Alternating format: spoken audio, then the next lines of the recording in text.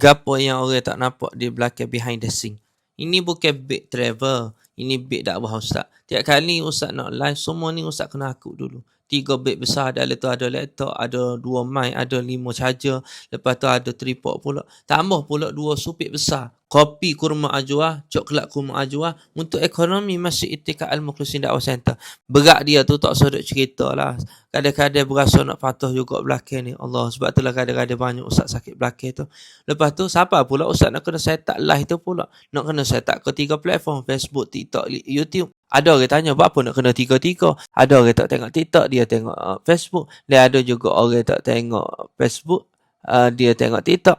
Dan hak paling penting, hak 3 tu, apa nak kena set up juga dekat YouTube? Sebabnya ada orang ni tak boleh tengok live, dia boleh tengok rakaman. Jadi rakaman tu Ustaz buat dekat YouTube.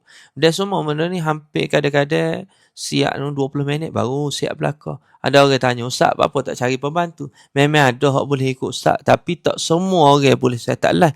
Dia ada hak boleh set up live, tapi dia tak boleh nak ikut perjalanan Ustaz. Apa Ustaz? Sebab yang kuliah Ustaz kadang-kadang start pagi sampai malam. Kadang-kadang 3 tempat, 5 tempat. Kadang-kadang tempat tu jauh-jauh. Kalau ambil orang pun kadang-kadang Ustaz mikir nak bayar allowance ke mana. Kadang-kadang tak mampu juga nak bayar. Jadi akhirnya Ustaz buat sendirilah.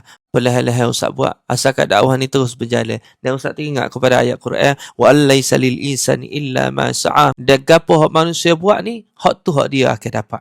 Surah An-Najm ayat 39. Doakan perjalanan Ustaz untuk umat Nabi SAW dan semua dipermudahkan segala urusan. Sama-sama beraya dan komen Allah Maha Baik. Terima kasih banyak mana follow perjalanan dakwah Ustaz. Yang mana belum follow, mari follow Ustaz.